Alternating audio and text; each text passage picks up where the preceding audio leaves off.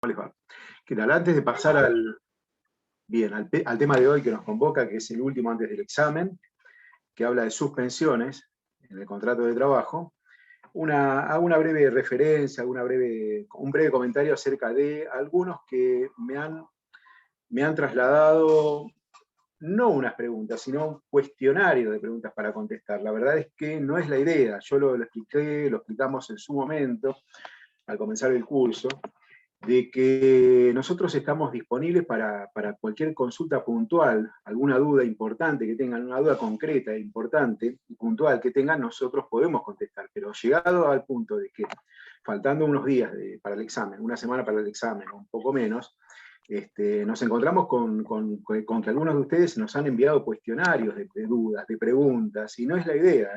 La idea es que estudien de los libros de texto, de los manuales que tienen a su disposición de la bibliografía, porque a ver, espero no equivocarme, pero que me hagan 10 preguntas, 6 preguntas acerca de cómo se resuelve un caso de una manera u otra, evidencia de que todavía no han estudiado del todo el tema.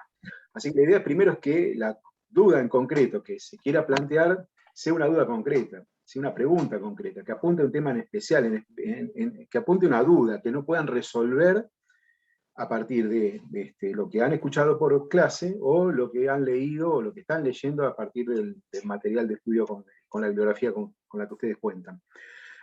A pesar de esto, voy a tratar de responder algunas de las preguntas que me han hecho en esta suerte de cuestionarios, como si estuviéramos los docentes del curso dando un examen por anticipado, y la verdad que no es esa la idea, ¿no?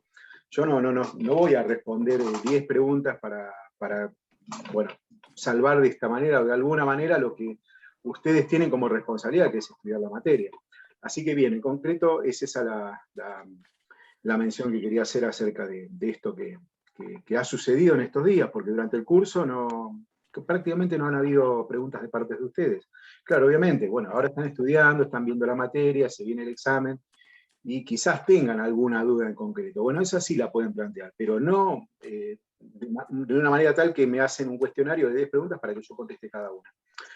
Aparte, además, damos en este curso, no sé si en todos, la facilidad de que ustedes puedan interrumpir en cualquier momento de la clase, cualquiera de los profesores puede ser interrumpido para que ustedes formulen la duda que tengan, ¿no? O la pregunta que tengan. No hay ningún problema con eso. Así que bueno, nos ajustamos a trabajar de esta manera. ¿Bien? No sé si hay alguna pregunta que quieran hacer en el chat. Me han preguntado, creo que yo estoy leyendo de Ackerman y la ley de contrato de trabajo y el decreto que no me espero que alcance. Bueno, sabrán ustedes si esto alcanza.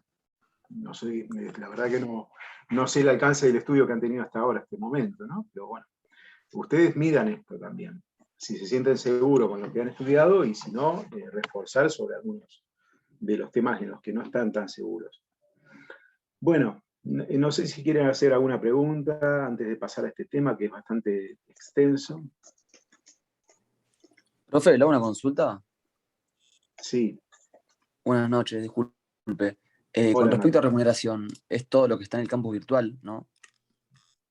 La remuneración es un tema bastante amplio. Nosotros le hemos Sí. dado una clase que está subida al campus virtual, pero bueno, tienen que complementar esa clase también con lo que surge de la bibliografía. Está bien, está bien. No, porque había una clase práctica que no sé si se dio o no. No Por eso llegamos a preguntaba. no llegamos a dar la clase práctica por cuestiones de agenda. Recuerden ustedes que teníamos un 21 de septiembre, Sí, que no lo habíamos previsto como feriado, así que bueno, tratamos de ajustar claro. el programa a esa clase ausente que no existió, ¿no? ¿Mm? Bueno, Bárbaro, muchas gracias. gracias. Vamos a compartir pantalla. Un segundito. Estamos acá.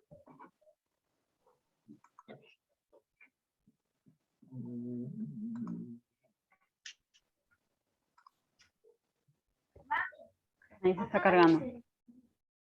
Sí. Ahí se ve bien. Perfecto. ¿Está bien? Sí. Yo todavía no lo llego a ver. No, pero se ve. A ver, vamos a... Al principio de todo.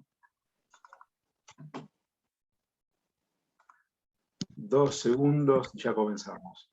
Ahora sí. Bueno, estamos bien ahí, ¿no, Gabriela? Bueno, vamos a hablar de suspensiones en el contrato de trabajo. En realidad, cuando hablamos de suspensiones, de suspensión de la prestación laboral, nos estamos refiriendo a suspensión de ciertos efectos del contrato de trabajo. No es que se suspende todo el contrato de trabajo, esto ya lo hemos visto cuando hablamos de los principios del derecho al trabajo y nos referimos al principio de continuidad de la prestación laboral, ¿no? Que hace referencia a que toda duda deberá resolverse en favor de la subsistencia del vínculo, de la subsistencia de la relación, de la permanencia, ¿no? Esta idea de permanencia que también se traslada al principio de indeterminación del plazo en los contratos de trabajo que ya hemos visto, y estas cuestiones que hacen a ciertas situaciones que se pueden plantear en el contrato de trabajo, en la vida del contrato de trabajo, que determinarían la suspensión de ciertos efectos en el contrato de trabajo. Mayormente estamos hablando de los deberes de prestación, ¿no? Ahora vamos a caracterizar estos principios fundamentales que obedecen a este instituto de la suspensión del contrato de trabajo. En principio, entonces, no se suspende el contrato, sino alguno de sus efectos, en razón de existir un eximente legal o convencional, quizás también, ¿no? Que provenga de un convenio colectivo o de la ley, que autoriza a una de las partes a no cumplir con la prestación que tiene a su cargo, ¿no? Puede ser el trabajo, puede ser el salario también, o el deber o la obligación de trabajar por parte del trabajador. Entonces, características fundamentales que tienen que ver con la suspensión de la prestación laboral: se autoriza al trabajador a no prestar el débito laboral, que es la obligación de trabajar, ¿no? En virtud de ese contrato de trabajo, y se libera al empleador de la obligación de dar trabajo, en virtud de esa autorización. El trabajador entonces deja de prestar servicios en forma transitoria, ¿no? Por una causa legal, o puede ser también convencional. Lo importante es que esta causa tiene que ser transitoria y no permanente, porque si hablamos de una causa permanente, de tipo permanente, estamos haciendo referencia a un supuesto de extinción del vínculo, no de suspensión de la prestación laboral. Entonces, acá el trabajador deja de prestar servicios de manera transitoria, por una causa legal, o también puede ser convencional. El empleador en ese caso, en consecuencia de esto, debe conservar el puesto de trabajo, ¿sí? Y no se suspende el contrato, como bien dije anteriormente, sino alguno de los efectos en el contrato, ¿no? Por eso ustedes van a encontrar de la lectura de la Ley de Contrato de Trabajo que el título dice esto, justamente, la suspensión de ciertos efectos del contrato de trabajo. Y vamos a encontrarnos con diversas causas de suspensión vinculadas sean al trabajador, al empleador o a ambas partes, que hayan decidido ambas partes ese tipo de suspensión. Bueno, y en este cuadro que mostramos acá, van a ver diferentes supuestos de suspensión. Van a encontrarse con otro tipo de clasificación, quizás según el autor con el que estudien, pero bueno, yo prefiero dar este tipo de cuadro de suspensiones que podemos mencionar, ¿no? Aquellos que son vinculados al trabajador, por ejemplo, los cargos electivos. Cuando el trabajador es designado en un cargo electivo, se suspende el contrato de trabajo, al igual que cuando el trabajador padece una enfermedad o un accidente de carácter inculpable que no le permite trabajar, que no le permite prestar servicios. O cuando ocurre un accidente o una enfermedad del trabajo, o cuando el trabajador, a Dios gracias, hoy en día ya no existe el servicio militar, sí existen las convocatorias especiales que tienen un sentido parecido, o suspensiones de carácter preventivo y precautorio, ¿no? Preventivo o precautorio, según el supuesto del cual estemos hablando. O causales vinculadas al empleador, ¿no? La falta de trabajo, que determina por una razón económica la suspensión del contrato de trabajo, la fuerza mayor, que también determina, ¿no?, que el contrato de trabajo deba suspenderse, por razones disciplinarias, son aquellas que se relacionan con diversos incumplimientos que pueden ser sancionados con este tipo de medida que es la suspensión. Esto ya hemos visto algo cuando hablamos de deberes y derechos de las partes. Razones disciplinarias que las dispone el empleador respecto del trabajador, la quiebra del empleador, o cuando ambas partes deciden suspender el contrato sin goce de haberes. Esto no está previsto en la Ley de Contrato de Trabajo, sin embargo está permitido que ambas partes suspendan el contrato de trabajo digamos, pactando una licencia sin goce de haberes del trabajador, ¿no? Obviamente, y la suspensión del débito laboral y la obligación de dar trabajo con respecto a esa decisión que tomaron las partes en forma conjunta. En cuanto a los efectos generales de las suspensiones, podemos encontrar aquellos que tienen que ver con la pérdida del salario, qué pasa con el salario en general, cuando hablamos de suspensiones. Hay situaciones en las que el salario se paga expresamente, como la enfermedad o el accidente, en ese caso puede ser inculpable o vinculado al trabajo. Si es vinculado al trabajo, bueno, quien se hace cargo de ese salario, de ese pago expreso del salario, es un tercero, que vamos a ver más adelante, que no es ni el empleador, no es el empleador, es un tercero que es la aseguradora de riesgo del trabajo. Pero esto vamos a hablarlo, a tomarlo, a tenerlo como tema más adelante al final del curso, ¿no?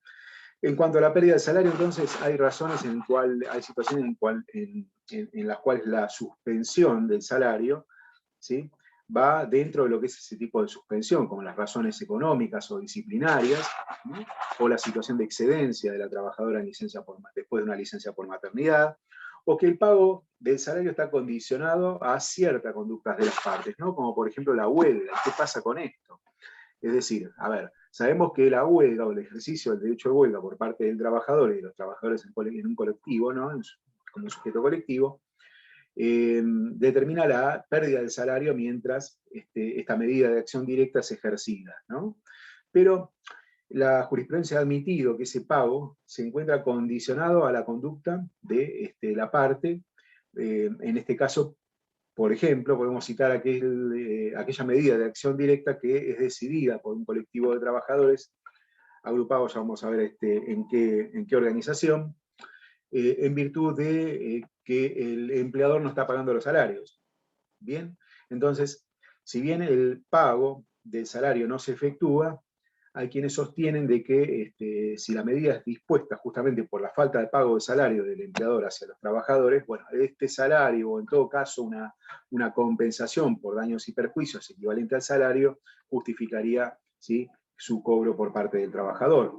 O situaciones en las cuales el salario es reemplazado por una asignación familiar, cuando hablamos de licencia por maternidad, por ejemplo, ¿no?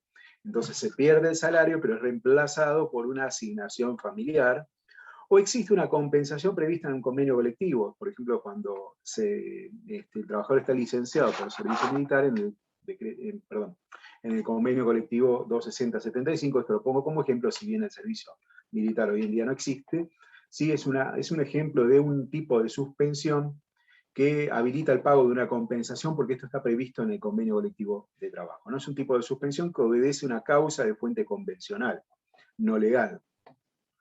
O el pago está condicionado al resultado de un juicio criminal, cuando hablamos de la suspensión preventiva, del artículo 224, o cuando hay una prestación de tipo no remuneratorio pactada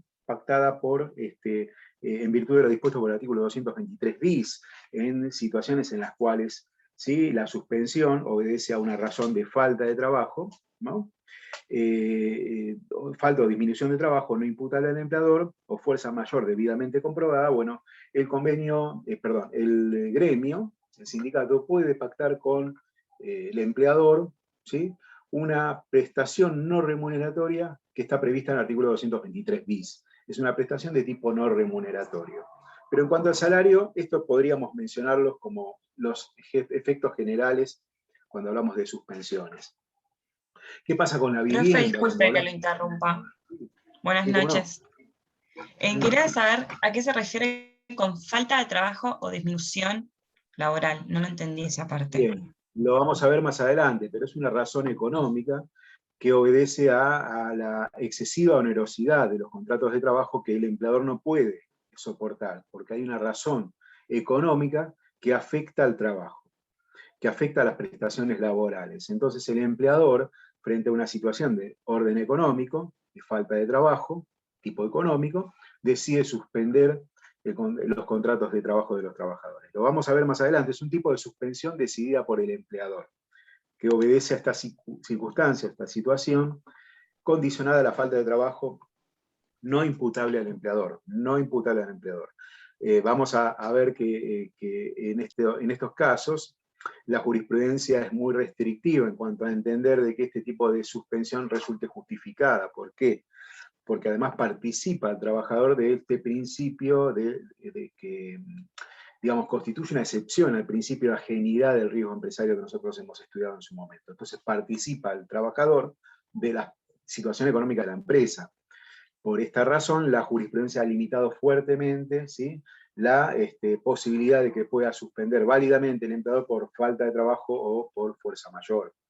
Bien, en el caso de la fuerza mayor es diferente al de la falta de trabajo, pero el 223 bis prevé esta situación justamente. Cuando hablamos de efectos generales de las suspensiones, también puede ser afectada la vivienda, ¿no? En general se mantiene la vivienda, excepto quizás el tema de la suspensión preventiva. Trabajador sometido a un juicio criminal, en el caso, bueno, la vivienda, la prestación de la vivienda puede suspenderse, pero en general se mantiene. Se mantienen también los deberes de conducta.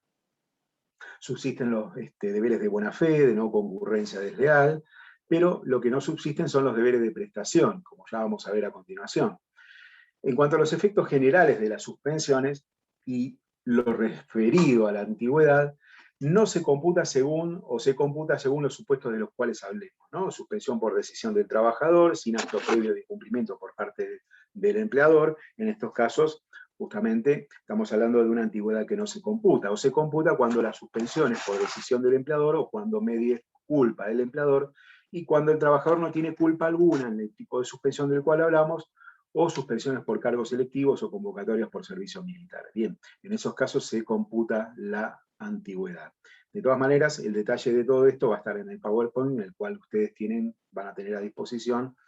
Esperemos que al finalizar ya mismo la clase, cuando podamos subir el vínculo. Así tienen la posibilidad de estudiar este tema también para el examen con más detenimiento. Profe, yo no entendí el tema de la vivienda. ¿Cómo sería la suspensión de la vivienda en este caso? La vivienda, esto lo hemos visto en remuneración, es un tipo de prestación remuneratoria que es accesoria, ¿sí?, a los contratos de trabajo, en el supuesto de que se pueda o que se otorgue la vivienda al trabajador como consecuencia del contrato de trabajo. Pero es una prestación perfecto. de tipo remuneratoria. Entonces, en esos casos, el otorgamiento de la vivienda por parte del empleador hacia el trabajador se mantiene, si esto está convenido así ya en el contrato de trabajo, que esto formaba parte de una prestación accesoria en el contrato de trabajo, se mantiene salvo los supuestos de suspensión de tipo preventivo. ¿Bien? A eso se refería el ejemplo. Bien, gracias. Bueno, entre los diferentes tipos de suspensión que hemos detallado en ese cuadro, ¿sí?, que mostré anteriormente, tenemos este que es el más álgido, por así decirlo, el más estudiado también, y el que tiene mayores características que comentar y que conversar en esta clase, ¿no?, para que de alguna manera quede claro cuáles son los diferentes aspectos que tienen que ver con las enfermedades y accidentes inculpables que el artículo 208 de la Ley de Contrato de Trabajo trata. Cuando hablamos de enfermedades y accidentes inculpables, que es este supuesto vinculado al trabajador que determina la suspensión en forma transitoria del contrato de trabajo, ¿no?, estamos hablando del término inculpabilidad cuando en este caso, ¿sí?, se trata de una enfermedad o de un accidente en el que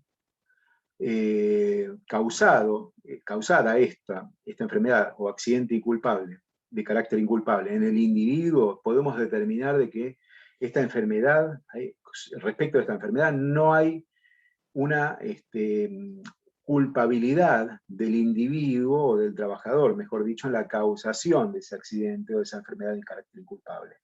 Pero la característica fundamental de este tipo de enfermedades o accidentes del cual estamos hablando ahora es de que existe ajenidad respecto del trabajo. Es decir, se trata de situaciones en las cuales, ¿no?, podemos hablar de enfermedades que obedecen a riesgos genéricos y propios de la vida, como una gripe, una hepatitis, y no un hecho laboral, ¿no? Porque del hecho laboral o de la enfermedad de carácter profesional o el accidente vinculado al trabajo, se va a ocupar otro instituto diferente, otro régimen diferente, que es el régimen de riesgos del trabajo. Acá estamos hablando de enfermedades o accidentes que tienen que ver y que se relacionan con riesgos genéricos y propios de la vida, que cualquiera puede padecer y que determina la incapacidad del trabajador de prestar débito laboral en forma temporaria. Por eso es irrelevante de determinar cuándo se originó esta enfermedad. Porque puede ser, por ejemplo, la reagravación de una enfermedad crónica que el trabajador viene padeciendo desde hace un tiempo considerable, o puede tener que ver con una enfermedad o accidente del trabajo originado en otra actividad, ¿no? El trabajador tiene otro empleo, padece un accidente de trabajo. Existe ajenidad respecto del trabajo en el cual estamos considerando. Entonces, si bien es una enfermedad o accidente del trabajo que obedece a otro empleo que tiene el trabajador, para este empleo, bueno, es una enfermedad de carácter inculpable, o un accidente de carácter inculpable. El trabajador se lesiona bueno, la rodilla cuando estaba durante el fin de semana participando de un partido de fútbol. Bueno, acá, y no puede ir a trabajar el lunes. Bueno, acá estamos hablando de un típico accidente de carácter inculpable, en el que el hecho laboral no tiene absolutamente nada que ver, pero además decimos, como bien se grafica en el cuadro anterior, que no hay culpa del individuo en la causación del accidente o de la enfermedad, porque si obedeciera, si esta enfermedad, estamos hablando de no cualquier culpa, ni de la culpa grave siquiera, sino del hecho doloso del individuo en la causación de la enfermedad, esto determinaría, ¿sí?, una causal de eximente de responsabilidad por parte del empleador. ¿Sí? Si se determina que dolosamente el trabajador se causó la enfermedad o el accidente para no ir a trabajar y para tener derecho a una licencia. Esto determinaría en todo caso de que no se aplicara este instituto. Bien, es muy raro demostrar esto, que ocurra esto, pero generalmente se dice que esta inculpabilidad obedece a una circunstancia que es ajena respecto del contrato de trabajo, del cual estamos hablando, que puede originarse, ¿no?, en la reagravación de una enfermedad crónica, de tener origen en otra actividad alguna, en otra actividad que el trabajador desempeñaba, en otro empleo, o no, o haberse causado sin haber realizado tarea alguna, tarea laboral alguna. Entonces, estamos justamente haciendo hincapié en que es irrelevante de cuándo se origina la enfermedad. Basta que exista una enfermedad de tipo incapacitante que no pueda, en virtud de esta enfermedad o accidente, el trabajador prestar su servicio, prestar su débito laboral. Bueno, justamente acá es este instituto el que va a operar. Profe, una consulta, perdón. Sí. Pensé un ejemplo. Por ejemplo, no sé, un señor va a trabajar, se cae. Gripe o hepatitis, sí. Y el señor Por ejemplo, va a trabajar se va a trabajar y se cae del colectivo y se quiebra el tobillo. ¿Eso es ajeno también porque estaba yendo a trabajar? Pregunto, no sé. No, eso es es un accidente itinere. de carácter itinere, claro, como bien dice el compañero. Es un accidente que ocurre en el trayecto en que el trabajador sale de su casa y va a trabajar, o viceversa, cuando el trabajador sale de su empleo y vuelve a su casa, si es que no se desvía en beneficio propio.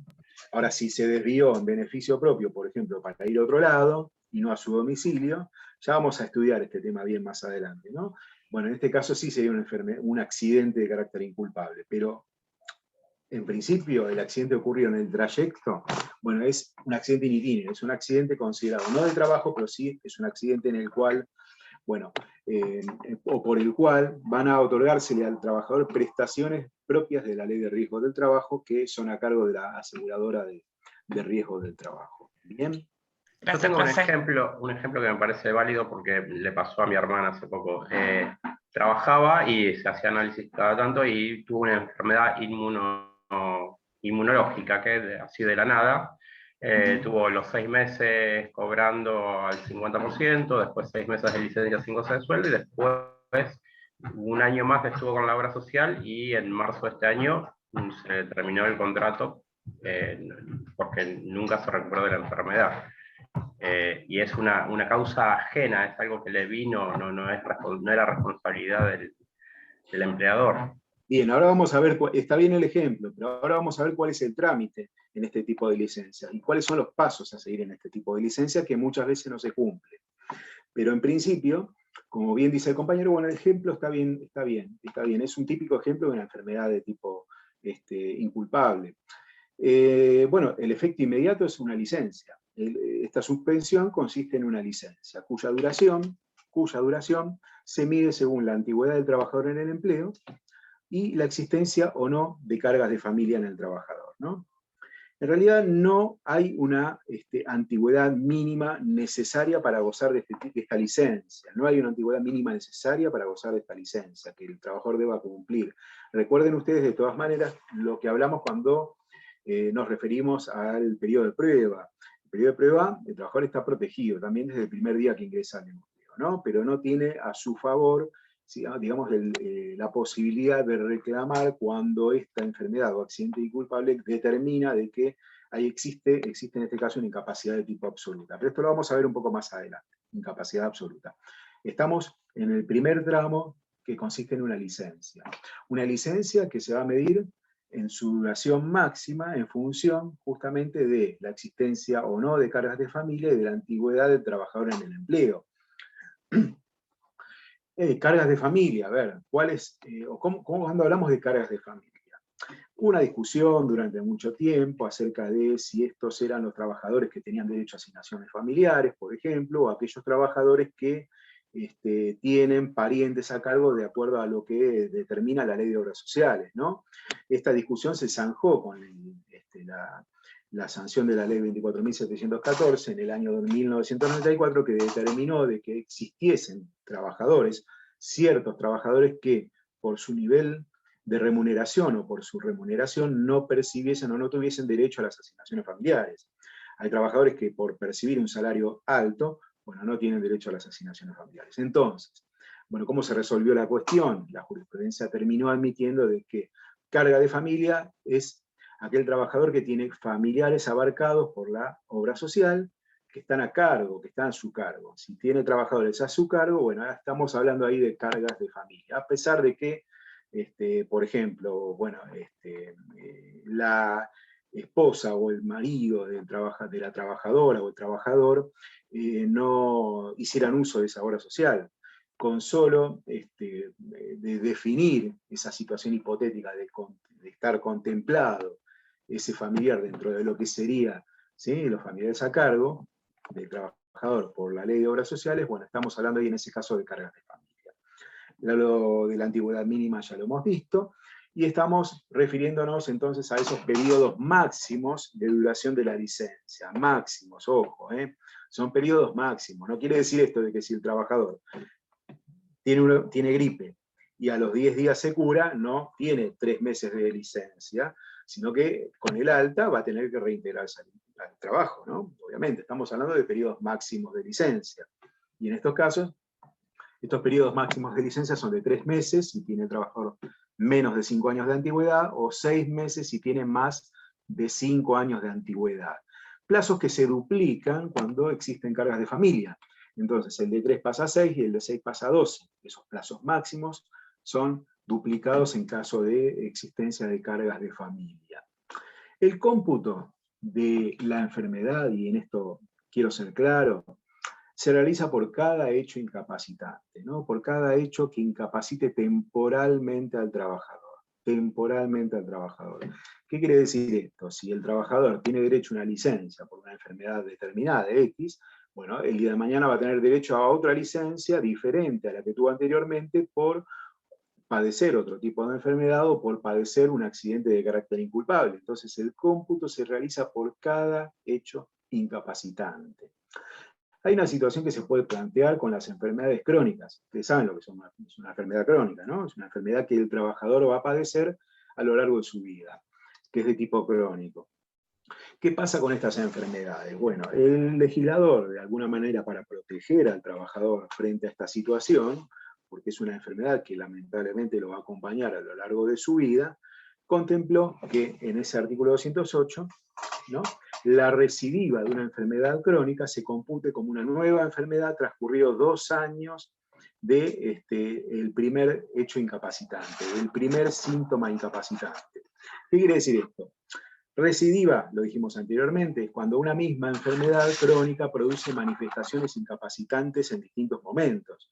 Esto se computa como una misma enfermedad, ¿no? El trabajador padece asma, tiene un periodo de actividad laboral, un periodo de incapacidad temporaria, se cura, vuelve a estar en condiciones de trabajar y después de un tiempo vuelve a incapacitarse. Esto se computa como una misma enfermedad, es una sola enfermedad y se deben considerar todos esos periodos incapacitantes para medir el tiempo de la licencia. Es una misma enfermedad.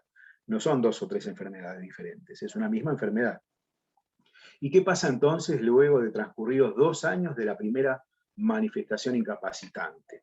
El cómputo vuelve a 0, de manera tal que se protege al trabajador frente a estas situaciones, de estos padecimientos de enfermedades crónicas mediante la estipulación prevista en el artículo 208 de la Ley de Contrato de Trabajo, de esta manera. Profesor, una ¿no? pregunta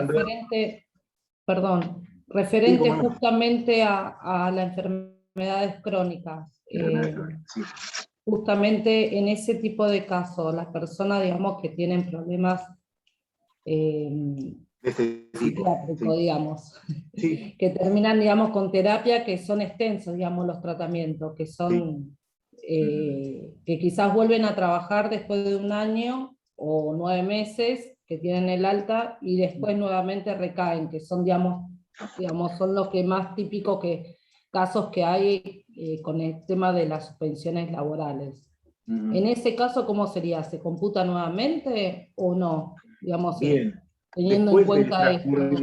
Claro, es a lo que se refiere el artículo 208. Después de transcurridos 2 años, si no se agota el periodo de licencia máximo previsto, supongamos que es de 6 meses, ¿sí? El cómputo vuelve a 0. Durante 2 años el trabajador tuvo 6 meses de incapacidad, de periodos incapacitantes. ¿Sí? No se llegó a completar el plazo máximo de licencia. Entonces, luego de transcurridos los 2 años, si no se llegó a completar el plazo máximo de licencia, se vuelve a computar de 0. Ahora, ¿qué pasa si se agota el periodo de licencia paga? Es la pregunta que quizás quiera hacer la compañera. Claro. Bueno, ahora lo vamos a ver. Bien. ¿En qué consiste la licencia? Y terminemos. Profe, queda menos de un minuto. Perdón porque queda menos de un minuto. Sí. Perfecto, bien. Cambiamos. Pasemos al otro Sí. bloque. Gracias. Bárbaro. Gracias por avisar.